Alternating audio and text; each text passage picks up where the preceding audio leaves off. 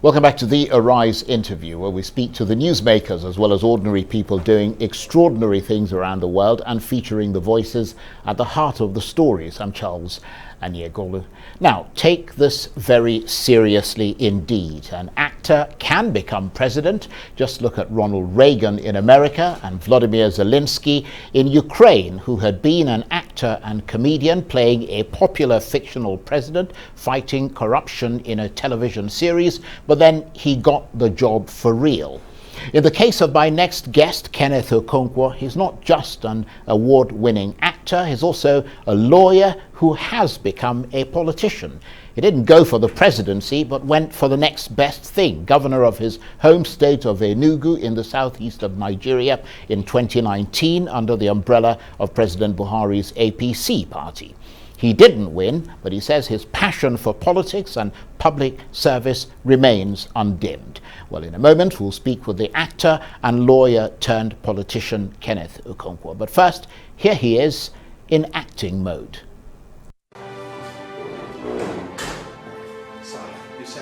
Yes, I did. Sit down.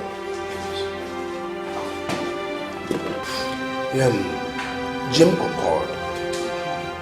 He liked the portfolio you presented to him.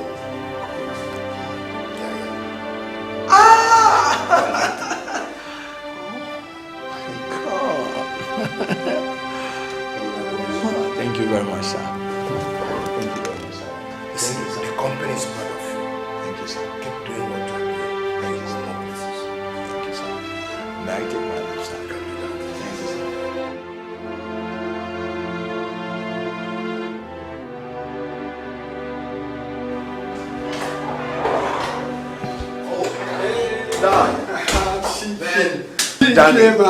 How you doing, man? I'm okay, man. How's the field? I mean, as you can see, I'm just coming from this song. Good, great. Hey, Chiki, I heard you brought in a Chimko. Sure. Whoa, congratulations. Thank you, my You guy. know, that is sizable commission. Are you jealous? Of course. But it's not possible that I can't be jealous of you. Mama. You know, see, man. I'm hosting the guys after work today. Oh, I see you. Oh, sure. Yeah. You know, to celebrate and all that. You can choose the bar for tonight. Chiki, I would have loved to. But I have to be with my family this night. I mean, we'll have plans already. Come on. Call your wife and tell her you will be late. Chiki, I'm sorry. I have to be with my family, like I said. I'm sorry. Okay, sit yourself I'm then. sorry. All right. All right. Well, that's just a little snippet of what is a vast repertoire in a long acting career. And the actor, lawyer and politician Kenneth Okonkwo joins me now in the studio. Thank you. What does it feel like looking at yourself there? Oh, well, it looks beautiful. I bet it does. That's quite a CV you've got there. Actor, lawyer, politician. I mean, we'll try to get you to wear all those different hats, but you are obviously best known as an actor, and more specifically for starring in Living in Bondage, the movie that really kicked Nollywood off. What is it about acting that gets you, grabs you? Talent. You know, when you're born and you're created in something, people start seeing it before you even notice that. You know, people started looking at the way I talk naturally, the way I walk, the way I gesticulate, and they were like, I think you're just born to be an entertainer, and it got stuck. And I just grew up. I just needed to take myself into the movie world, and that was how the whole world got captivated by it. And everything I'm doing, people look at me and say, are you sure you're not acting? It came to a point where I will even tell my wife I love her, and she will look at me with suspicion. Are you sure you're not acting? Because it looks exactly like the one you tell those girls on TV. It's interesting though, isn't it? Yeah, so basically it's a talent thing. I wasn't trained to be a movie actor. You know, I am trained to be an administrator. You know, I read my business administration first course. Unfortunately or fortunately for me, all the courses I read, they are conservative in nature. Almost opposite to what you turned up to be Completely as an actor. opposite. And acting was like a way I unwind, a hobby kind of thing.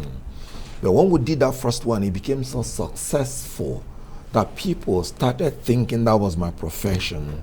So, but I didn't allow it to take over my profession. Okay, well, we're going to talk a bit more about your education and all of that. But, I mean, you made a very interesting point there, which is that actors are born, not made.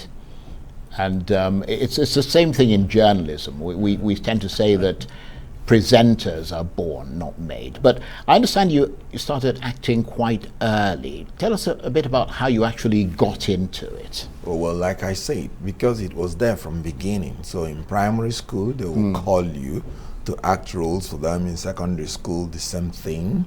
When I got to the university, I knew that if I ever showed my face out, it was going to distract me. And I love to be clinical when it comes to academic excellence. So I refused to show my face in the university. And that allowed me to finish my university and make a very good grade with a certificate for academic excellence from University of Nigeria. But immediately I dropped my pen, my degree. I even left my certificate and I moved from the youth service time back to the acting world. I kicked off the acting drama in the NYSC camp. And immediately I was done with it, PR, into the television. And one thing was marked out. Anytime I show myself in any audition, they immediately allocate a very powerful role for me. When I went in for Ripples, because I said I was going to feature in only a program that was in network on TV. So when I went in for the audition, when they saw me, the guy's like, wow. So they created a role for me. And it had been on for 3 years. So that was how I started on television. Then from there I was invited in Living in Bondage, and the rest is history. Yes, and of course you were, I mean, part of that history is that you were bitten by the celebrity bug. And of course your acting career, which you clearly took very seriously, listening to you talking about it, flourished. You went on to make many other films. Tell us about the really big ones that got lots of attention. All of them.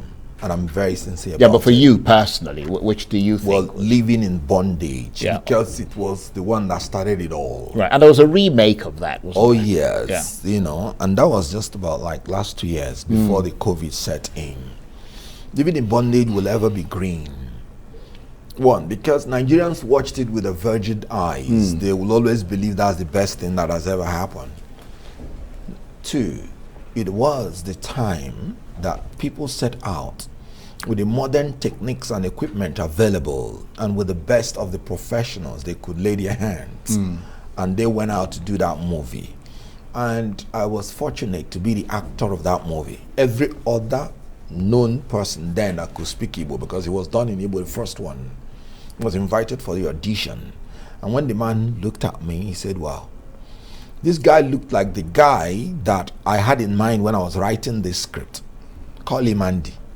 And that was how it started. I like that.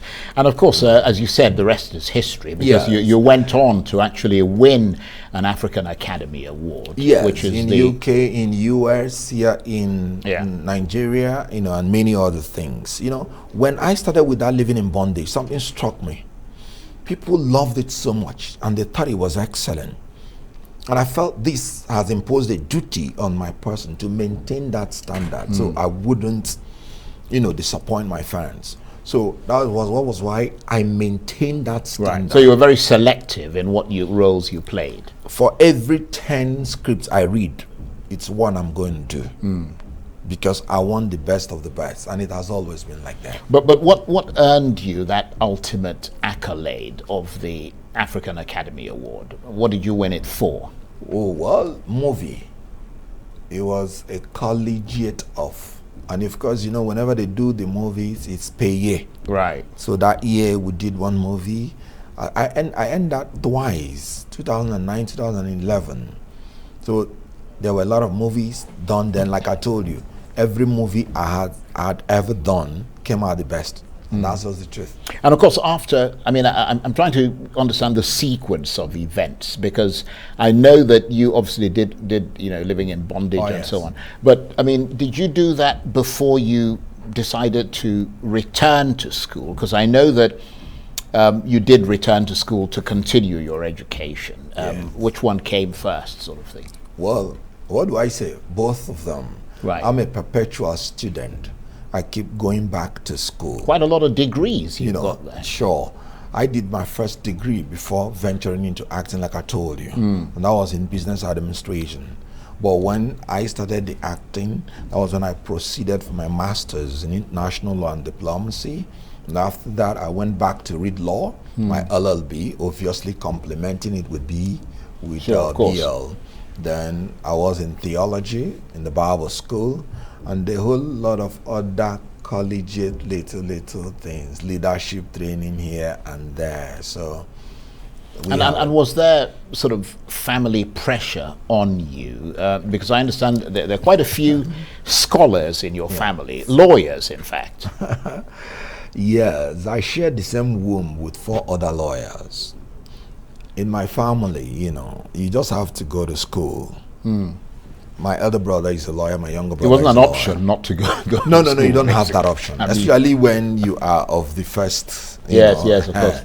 Because we were many in my family. My father, was a traditional chief. So Right. the ones coming after are like, They had more of an option. Yes. So my father was like, you have to be a lawyer. I said, no, I want to read business. Because my father was into business. And then he wouldn't force you to do something. So I read the business because I needed to know about management. And after that, when I wanted to venture into the world, when I considered that it was necessary that I read this law, I went back to school and acquired it. So I had the fortunacy of fulfilling my own ambition and my father's ambition at the same time. That's quite something. And while you were in school, at the different times that you returned to school, were you also taking time off to act? Yeah, sure. But one, incident was very humbling. I remember when I went to school, I was in the Faculty of Law, and one lady from the Faculty of Arts met me and halted me in school and say, you just have to stand here and tell me about your life history because I need to write it to pass my exam. And I was like, look at that. So it is really fulfilling to be an actor and to continually be a student. When you have the fortunacy of being popular, people will want to test your intellectual power, especially in those areas that you pretend or you actually acquire degrees on, so that they will know whether you bought it or you earned it. Clearly, in your case, you didn't buy it, did you? To the glory of God. When I went for my first interview to get a job in Lagos, I wasn't with my certificate from the university. After the interview, they say, we'll give you this job. We know that your certificate is real. So. And did you ever practice law? Yes, I am. Do you go to chambers? Do you go to court? That sort of thing? I am a lawyer to the Nigerian Army. I've defended cases for them, and I won all the cases I did for them. And I have collegiate of clients. And so anything I want to do, I am a perfectionist. Well, is there anything you haven't done? I'm curious. Well, I've not been a thief, Well, you haven't quite made it in politics yet. We'll have to see what happens after you become a real sort of, because I know you ventured into it. Yeah, sure. And that's what we want to talk about when we come back, because we've got to take a break. But it's absolutely brilliant talking with you. You're watching the Arise interview. Plenty more still ahead as we continue our chat with the actor and lawyer turned politician, Kenneth Okonkwo. Stay with us.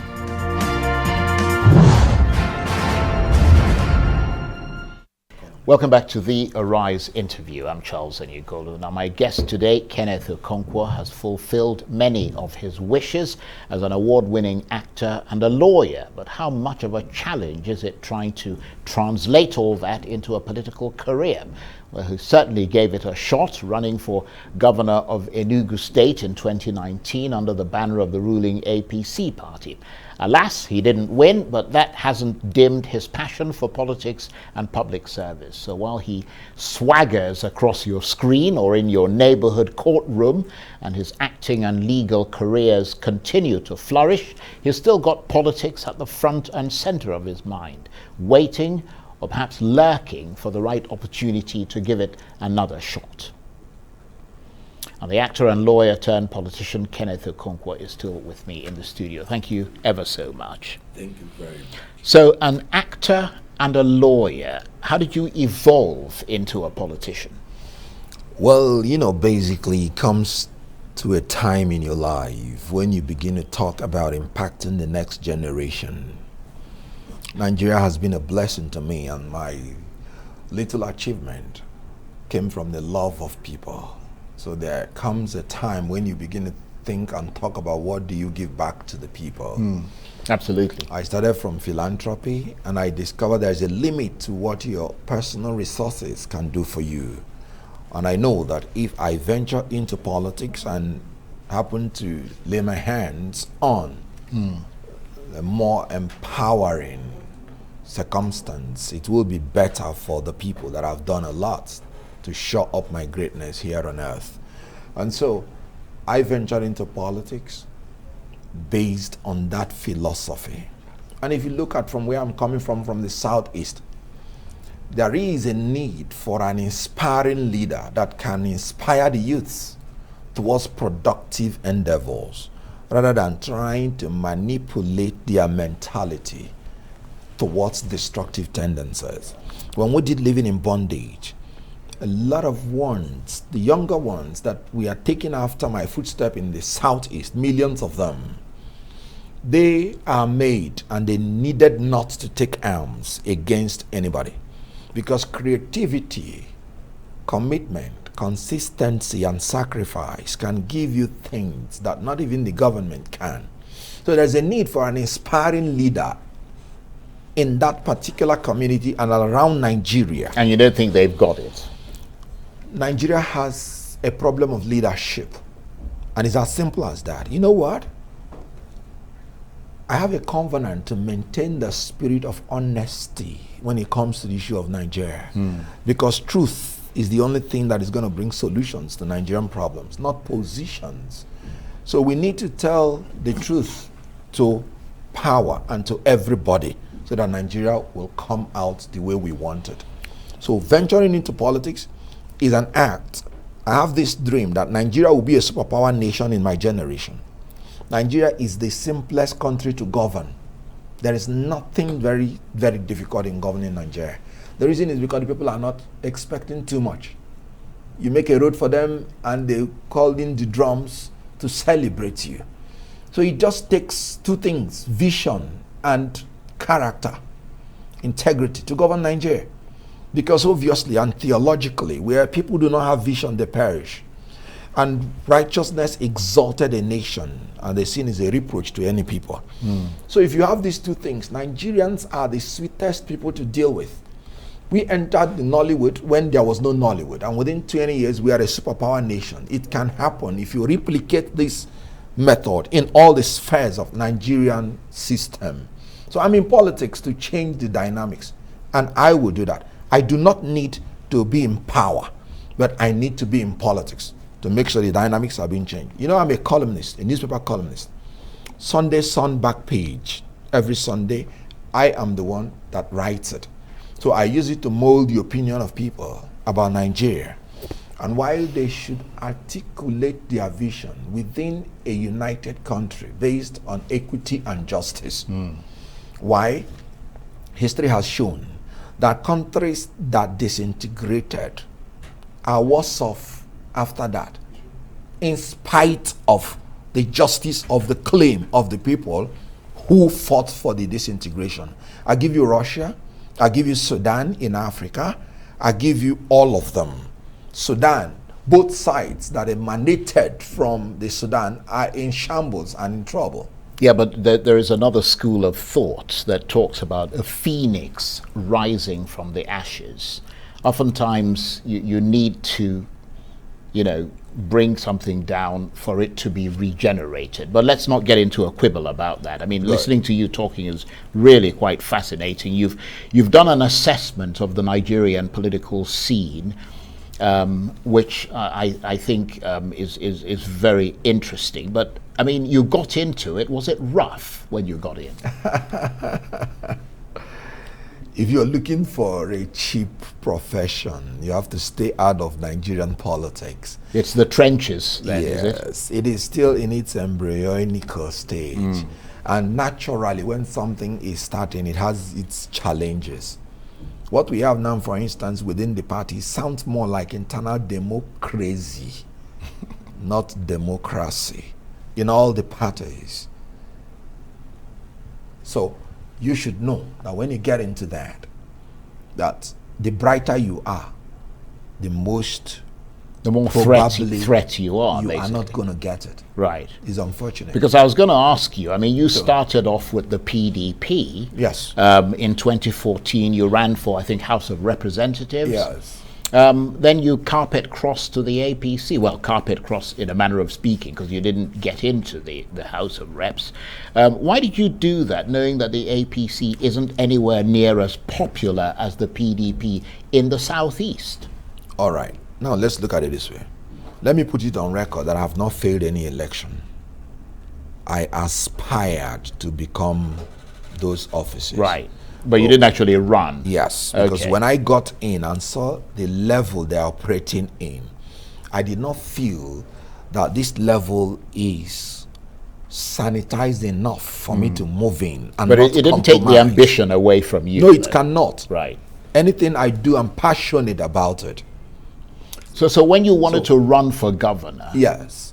did you actually run? Was that an expression of a desire to run for governor? Now, you talked about from the House of Reps. I remember when we wanted to run for the House of Reps, one fateful evening we were called and everybody was told to step down. That was it. That was PDP. That was it. No reason. So you I can don't mean to imagine. laugh, but it does sound funny. No. It's that. I just want to tell. Is that not Yeah. crazy? No. Then you should. I am from Enugu State. Basically, PDP. I'm from Enugu State. Oh, good. Basically, PDP dominated.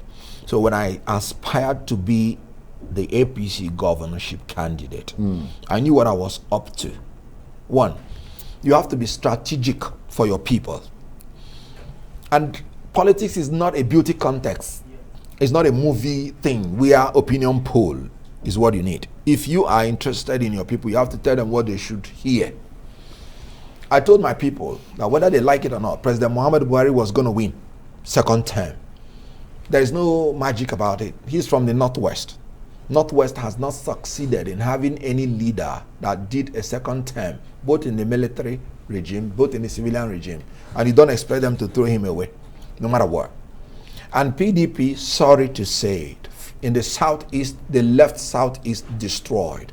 The infrastructure, if you are from Enugu State and if you are very frequent there, you remember that there was a time that even in the city, from Enugu Port Harcourt Express Road, you have to climb the flyover to cut off the road, express road. Now it's been made by President Muhammadu Buhari. And when you talk about the second Niger bridge, so President Muhammadu Buhari at least is doing those things. Okay, we've got about 20 seconds before we have to end the chat. Is your political career over, or do you still nurse the ambition to give it another shot? It has not even begun. Like I say, democracy demands that all of us should be in politics. Right. And I told you I just nourished ambition to be these things. I am not fanatically interested in power. Okay. I am fanatically interested in transformation of this country. Change. We must talk with you again. Thank you very much indeed for coming in. Kenneth Okonkwo, the actor and lawyer turned politician. That's it for this edition of the Arise interview. Join us again tomorrow from me and the entire team here in Abuja. Bye-bye, and thank you for watching.